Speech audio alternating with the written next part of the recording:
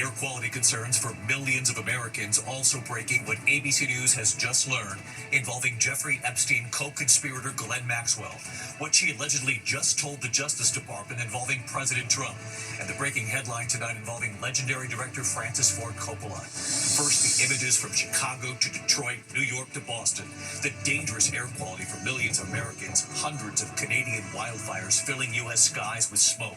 New York City's air quality now ranking among the top 10 worst in the world. And the wildfires in the West tonight, new images of families getting out. Ginger Z is here. Also tonight, sources now telling ABC News about what Jeffrey Epstein's associate, Ghislaine Maxwell, said during her 2 days of meetings with the Justice Department and what she said about President Trump. And tonight, the president is asked about what happened just days after that meeting. Ghislaine Maxwell transferred from federal prison in Florida to a minimum security camp in Texas. Also tonight, under arrest, the man accused of killing a family of 4 and abducting their baby, then abandoning that baby. What authorities are now saying tonight about the arrest and the condition of the baby. Tonight, the scathing new Coast Guard findings about the Titan submersible tragedy. 5 lives lost trying to explore the Titanic and what's now been revealed. The showdown in Texas. Tonight, President Trump saying Republicans are, quote, entitled to those seats, citing his victory in that state.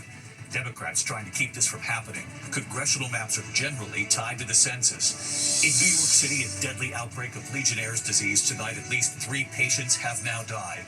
Many more sickened. What causes this? News tonight about Oscar-winning director Francis Ford Coppola in the hospital. The cause of death now revealed for Ozzy Osbourne. Tonight, Robin Roberts face-to-face with endangered mountain gorillas and the tense moments. Tonight here, the effort to save the endangered animals. And in New York City and New Jersey, for the second time in 3 days, a small earthquake rattling the region. From ABC News World Headquarters in New York, this is World News Tonight with David Muir. Good evening. We begin tonight here with the air quality concerns spreading. New York City now joining Detroit and Chicago for much of this day. All 3 cities among the top 10 with the worst air quality in the world. Smoke from Canadian wildfires hovering over much of the U.S. tonight. Millions of Americans on alert right now in 13 states from Minnesota to New York to New Hampshire.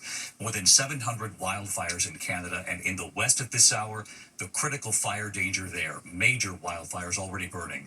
The dangerous air, those hazy skies, bringing real air quality concerns across the country, from Las Vegas to Denver, where they had to slow down flights coming in and out of Denver because of poor visibility.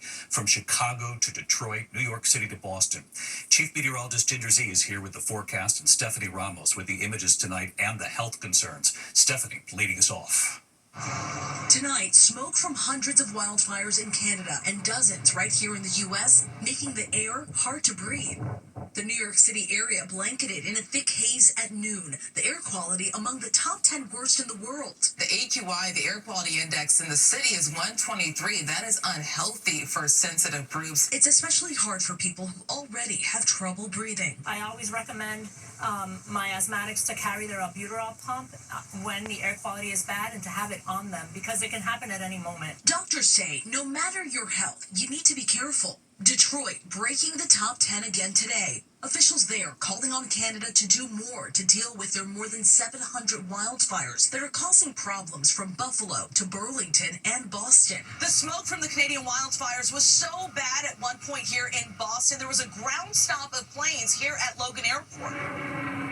Meanwhile, the western U.S. has wildfires and air quality problems of its own. Low visibility forcing Denver's airport to slow departures and arrivals for a time. And in Riverside County, California, the Rosa Fire burning southeast of Los Angeles, one of multiple raging in the Golden State. Rebecca Shaves shot this video as she escaped the Gifford Fire north of Santa Barbara Saturday. That fire, now more than 125 square miles. And David, you can see just how hazy New York City looks behind me. We can expect at least one more day of these conditions. David. Stephanie Ramos with the view there from New Jersey, looking right over Manhattan. Steph, thank you. Let's get right to Chief Meteorologist Ginger Z tracking it all again tonight for us. Hi, Ginger. Hi, David. We've got those smoky skies over the Hudson River here in New York, too, and that air quality in that 126 category, so unhealthy for sensitive groups. Let's dive in and see who else is included. Philadelphia, back up to Syracuse, Buffalo, New Hampshire, down to Detroit, Cleveland, and Fort Wayne, Green Bay. Doing this for like day 4 or 5. Some people in the Great Lakes are on nearly a week. And we're going to see this move. That easterly wind will push the smoke tomorrow close to New York and almost out of here by tomorrow night. But look where it starts to move into. Delaware, the Poconos, the Catskills are going to be seeing it really thick. And then check it out. Washington, D.C. by Thursday morning, it's moving just west of you. Extreme heat warnings up in the southwest. Some red flag warnings with really low humidities. And a quick look at the Atlantic. You know it is heating up. We're watching for the next named storm, David, which would be Aaron. Ginger Z with us again tonight. Ginger, thank you. Now to the Jeffrey Epstein case, and tonight what sources are now telling ABC News about what Jeffrey Epstein's associate, Ghislaine Maxwell, said during her 2 days of recent meetings with the Justice Department, what she said about President Trump. And tonight the president has now been asked about what happened just days after that meeting. Ghislaine Maxwell was transferred from federal prison in Florida to a minimum security camp in Texas. Here's Aaron Katursky. Tonight, less than 2 weeks after the unusual meeting between the country's second highest law enforcement official and Jeffrey Epstein's co-conspirator, sources tell ABC News Ghislaine Maxwell said nothing in those 2 days that would harm President Trump. Maxwell, convicted of sex trafficking, is serving a 20-year prison sentence. And during this meeting with the Justice Department, sources familiar with its contents say she told Deputy Attorney General Todd Blanche, who until recently was Trump's personal attorney, that Trump did nothing in her presence that would have caused her concern. In the week and a half since that unusual meeting, Maxwell has been moved from a federal prison in Florida to a minimum security camp for women in Texas, a rare move for a convicted sex offender. Late today, President Trump was asked if he authorized transferring Maxwell from that prison to a minimum security camp with more favorable conditions, including fewer guards and limited fencing. Todd Blanche is one of the most highly respected people you'll ever meet. So I know this. I didn't discuss it with him, but anything he talked about with her or the fact that he did that, not unusual, number one, and most importantly is something that would be totally above board. Tonight, sources also tell ABC News the Justice Department is now considering releasing a transcript of the 9-hour conversation during which her attorney said Maxwell was asked about 100 different people associated with Epstein. I asked Maxwell's attorney if she's simply telling the Justice Department what it wants to hear. Does she have an incentive to just tell the Deputy Attorney General what he wants to hear? No, because she wants to tell the truth. And tonight, David, the Republican-led House Oversight Committee is issuing subpoenas to the Justice Department, to former President Bill Clinton, and to other former government officials inquiring about the Epstein files, keeping alive a controversy President Trump has tried to end. David? Aaron Katursky tonight. Aaron, thank you. Next tonight to a gruesome case that's making national news. Tonight, news of an arrest here. The suspect accused of killing a family of 4 and then abducting and then abandoning their baby. The arrest nearly after a week on the run, and he has been seen on this security camera. Tonight, what authorities are saying about the condition of the baby, and here's Trevor Ault. After an intense 6-day manhunt, tonight authorities have arrested the suspect accused of murdering a Tennessee family of 4 and kidnapping then abandoning their infant. He thought he could outrun us, but he was wrong. Investigators sharing these images of Austin Drummond dripping with sweat shortly after he was captured in the woods of Jackson this morning. He was spotted overnight staying in a vacant building. Surveillance video showing him armed with a black rifle dressed in camouflage. Authorities say the suspect knew the victims, but they're still investigating a motive. The suspect's girlfriend is the sister of a victim. And tonight in Montana, the search for a gunman in a separate shooting is still ongoing. Authorities say Michael Paul Brown was last spotted Friday fleeing the scene of Owl Bar after allegedly gunning down 4 people. He was able to escape and get up in the mountains. We are absolutely operating under the assumption that he is armed and extremely dangerous. The town of Anaconda still on edge as they grieve. And David, we've learned the brother of that Montana suspect is serving a life sentence himself for a fatal stabbing in that same town. And in Tennessee, officials there say that baby, which had been abandoned, is safe and healthy. David? Trevor Ault with us here tonight. Trevor, thank you. Tonight, the new findings from the Coast Guard on that catastrophic implosion of the Titan submersible. People all over the world will remember holding out hope for those 5 people on board who were trying to make it to the Titanic. The accident killing those 5 people on their deep-sea voyage. Tonight, Coast Guard investigators are now laying much of the blame on the company's CEO, saying he ignored repeated warnings. Here's Gio Benitez.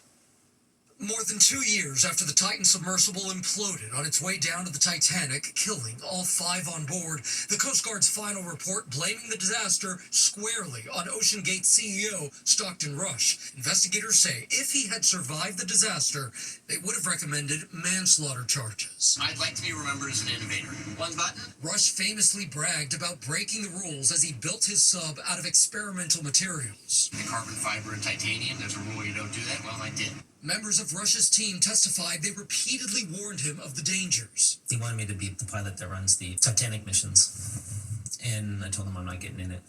The report found Rush threatened whistleblowers and ignored and concealed safety concerns as the Titan's hull grew weaker with each dive. It was actually predictable that the hull was experiencing damage that was cumulative and eventually would fail. Everyone on board died, one crew member breaking down as she remembered the passengers' excitement right before that doomed dive. They were just very happy to go. That's the memory I have. Nobody was really nervous. They were excited about what they're going to see. And David, tonight we're hearing from the Daoud family who lost their father and 19-year-old son. They say no report can alter the heartbreaking outcome, but if this leads to regulatory change, that will bring them some peace. David. Gio Benitez with us tonight. Gio, thank you. Now to the showdown in Texas. Late today, President Trump saying Republicans are, quote, entitled to those additional seats, citing his victory in that state. Democratic lawmakers fleeing the state, trying to keep this from happening. Congressional maps being redrawn are generally tied to the census. Here's our chief White House correspondent, Mary Bruce. Tonight, as the battle over the Texas congressional map rages on, President Trump now arguing Republicans are entitled to 5 more House seats there because he won the state. I won Texas. I got the highest vote in the history of Texas, as you probably know. And we are entitled to 5 more seats. But the congressional map is not tied to presidential races. It's historically tied to the once-a-decade census. Republicans and Democrats have used redistricting to their advantage before. But tonight, well aware of Republicans' narrow margin in Congress and the midterms approaching, President Trump is now saying, quite simply, Republicans are entitled to more seats. But that can't happen without Democrats present, and dozens have fled the state. Today, Texas Republican Senator John Cornyn calling on the FBI to help bring them back and arrest them. I asked the president if he supports that idea. Do you want the federal government and the FBI to help locate and arrest these Texas Democrats who've left the state? Well, I think they've abandoned the state. Should the FBI get involved? Well, they may have to. They may have to. No, I know they want them back. Not only the Attorney General, the governor wants them back. You can't just sit it out. You have to go back. You have to fight it out. That's what elections are all about. Meantime, with Congress on break, Republicans back in their home districts facing heat. In Nebraska, Congressman Mike Flood getting an earful. Booed for his support for Trump's massive tax and spending bill. Why does it seem like when you make your voting decisions, they're based on capital rather than the working class? With all due respect, sir, the Republican Party, now more than ever, represents the heart and soul of the working class. After 90 contentious minutes, the town hall ending with chants of vote him out. Thank you very much, and have a safe drive home. And tonight, former President Obama is now weighing in on the Texas fight, posting, quote, "We can't lose focus on what matters. Right now, Republicans in Texas are trying to gerrymander district lines to unfairly win 5 seats in next year's midterm elections, saying this is a power grab that undermines our democracy." David. Mary Bruce live at the White House tonight. Mary, thank you. Overseas tonight, devastating images coming in of deadly flash flooding in a Himalayan mountain town. Look at this. Northern India tonight. Videos circulating online showing the moment a torrent of rain and mud brings down the hillside, slamming the village, killing at least 4 people, at least 50 others missing tonight. Disaster response teams, including soldiers, rescuing many who were trapped. The town tonight has now been cut in 2, many homes buried in mud, right up to their rooftops there. When we come back tonight in New York City, a deadly outbreak of Legionnaire's disease. We have just learned a 3rd patient has now died, many more sickened. What causes this? There's also breaking news. There's been a deadly crash involving a medical plane, what we've learned tonight. And there's news coming in this evening about legendary director Francis Ford Coppola and his health. He directed, of course, The Godfather and many other movies. The latest on his condition right after the break here. Tonight, there's been a deadly crash involving a medical transport plane in northeast Arizona. The Navajo Police Department says 4 people on board the plane were killed. The plane going down on the Navajo Nation. It was on its way to pick up a patient at a nearby hospital. In New York City, a deadly outbreak of Legionnaire's disease. We have just learned at least 3 patients have now died. Nearly 60 cases reported. The cluster breaking out in Harlem. Legionnaire's is a severe form of pneumonia caused by bacteria. The outbreak traced to 11 cooling towers in central Harlem. Authorities say they've now been cleaned. For the second time in 3 days, a small earthquake hitting northern New Jersey and rattling parts of New York City. The magnitude 2.7 quake near Hillsdale, New Jersey, and magnitude 3.0 quake hitting Hasbrook Heights, New Jersey, Saturday night. When we come back, there's news coming in on legendary director Francis Ford Coppola in the hospital and Ozzy Osbourne's cause of death revealed tonight. To the Index, Oscar-winning director Francis Ford Coppola, behind The Godfather and so many others, is in the hospital in Italy after appearing at a film festival there. He reportedly underwent scheduled heart surgery and is now under observation. There had been some reporting he had mild cardiac arrhythmia before the operation. Tonight, a spokesperson now saying he's resting nicely. He's 86 years old. Ozzy Osbourne's cause of death has been made public tonight. His death certificate shows he died of a heart attack. It also shows he suffered from Parkinson's and coronary heart disease. The document lists his occupation, by the way, as songwriter, performer, and rock legend. When we come back here tonight, Robin Roberts face-to-face with endangered mountain gorillas and some tense moments, you'll see them, and the extraordinary effort to save the animals. Finally tonight, Robin Roberts on a remarkable journey in Rwanda, the effort to save endangered mountain gorillas, and what she witnessed just a few feet away. I'm in Volcanoes National Park, making my way through the dense brush and up steep ravines. On a once-in-a-lifetime trek to catch a glimpse of one of this area's most esteemed and beloved creatures, the endangered mountain gorilla. My trek guide, Prosper, showing me dormant volcanoes in the distance and rolling hillsides. It's beautiful, beautiful. And we find what we were looking for. That's the mother with the baby. And they don't mind that we're here. No, they know why we are here. We are here to protect them. It's hard to put into words being this close in their habitat. They're just right there. They're right there. Oh, but then we get a surprise. So we have one behind us. So let's see him coming. A 5-year-old juvenile coming to check us out. A tense moment, but we try to remain calm. It's okay. He is Prosper making a grunting sound to let him know we're not a threat. I'm stiff as a board. No, it's okay, it's okay. Then another mother. This one giving her 9-month-old baby a piggyback ride. See, she has the baby on her back. Baby on the back. Yeah. You see that? Another catches on. I know I'm growing up, but I still want to be on your back. And no matter, it's okay.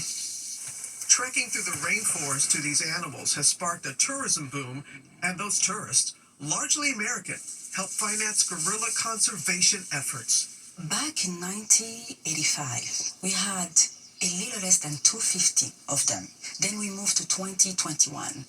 They became over 1,000. 10% of the tourism revenue here goes back into the community, from schools to paving roads. So today you have a model where the communities and the gorillas will be able to coexist. We follow the family deeper into the forest. High above us, his name is Morambo. Hello, Morambo. Nice to meet you. It's almost like it's not real. That's the father. That's the one they were all coming up to see, and we followed.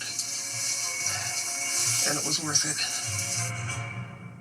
Remarkable effort in Rwanda. Our thanks to Robin. She'll be here first thing in the morning with the team at Good Morning America. I'm David Muir. I'll see you right back here tomorrow night. Good night.